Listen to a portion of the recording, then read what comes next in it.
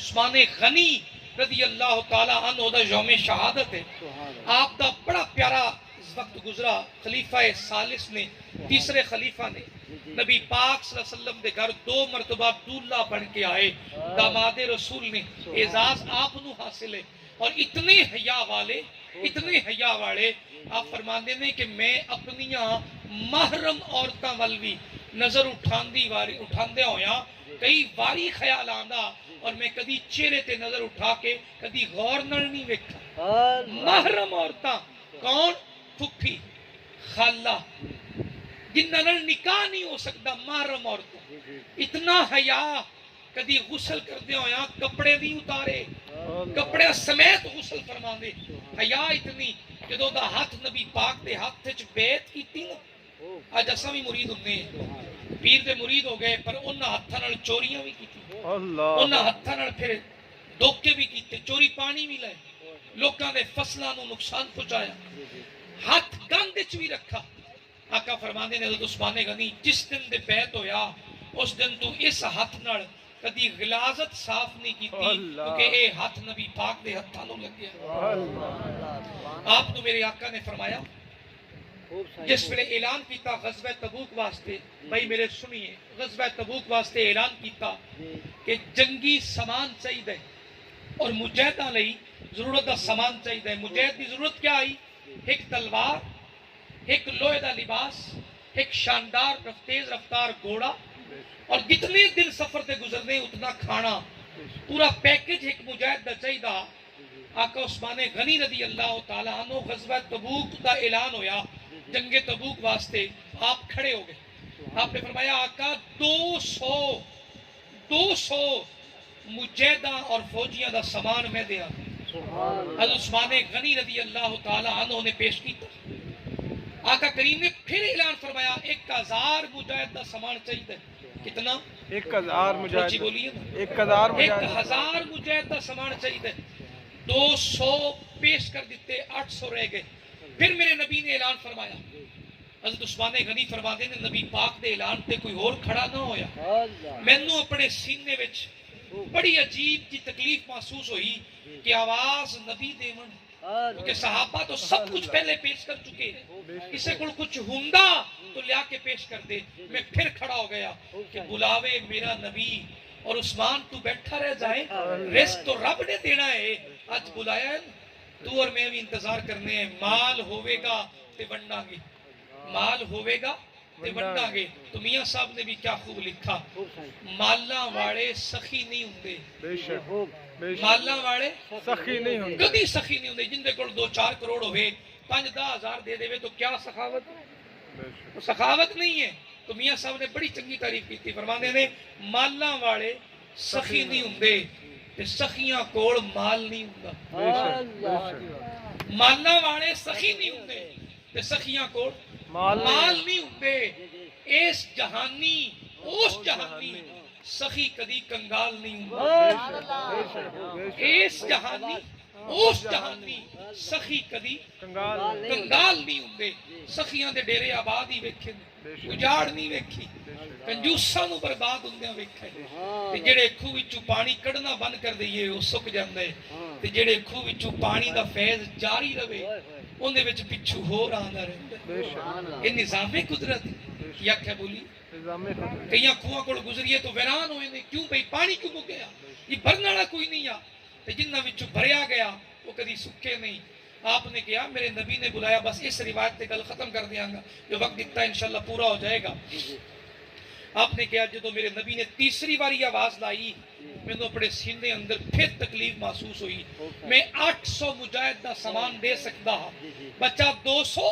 میں پھر کھڑا ہویا اور عرض کی تھی یا رسول اللہ صلی اللہ علیہ وسلم 1000 لشکر دا ساز و سامان جنگی میں عثمان پیش کرنا ہاں. 200 دا ادھار پکڑا, 800 دا میرے کوڑا سب پیش کر دیتا, پر جو میں نو رب نے بدلے چتا کیتا. اب فرماندے نے اللہ دے رسول دی بارگاہ وچ پیش کیتا, اللہ دی بارگاہ وچ پیش کیتا. ایک چھوٹا جہا سودا ہویا, اس سودے وچوں اللہ نے 11 گنا نفع عطا کیتا.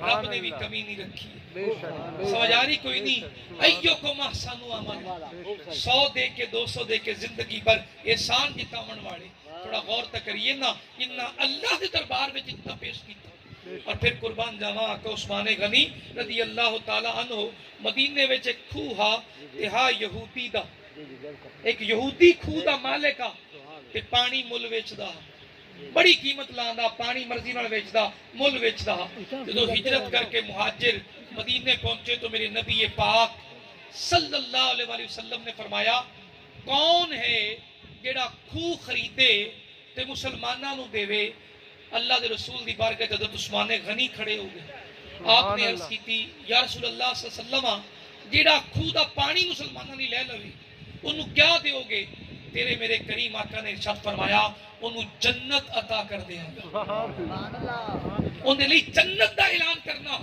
آپ یہودی کڑ گئے 500-600 قیمت آئی کھو دی 500-600 دینار سونے دے سکے ایک قیمت آئی کھو دی اس کو جا کے کہنے لگے کھو بیچنا ہے اس نے کہا میں سودا ہی نہیں کرنا تو سا انٹرنیشنل تاجر دنیا وچ توڑا نا بڑی دور تک مالے تجارت توڑا جان والا تانوں اس کھو نال کی لگے آپ نے فرمایا وہ بات دی گل ہے پہلے 10 کھو دا مینوں ویچنا ہے اس نے کہا نہیں ویچنا آپ نے کہا چلے میں کر لے 3000 دینار لے لے کھو دی کل قیمت کنی ہے 500-600 دینار 3000 دینار لے لے ایک دن کھو دا پانی دے دے ایک دن تو ویچیا کر ایک دن کھو دا پانی میں مالک ہواں گا یہودی لالچ چا گیا راضی ہو گئے کہنے لگیا 500-600 دا کھو ہے دینار دا ایتے پیسے وہ بھی ایک دن ویچنا ہے ایک دن میرا ہوئے گا تیار ہو گیا کہنے لگیا لے آؤ 3000 دینار پکڑائے وہ گنن لگا نا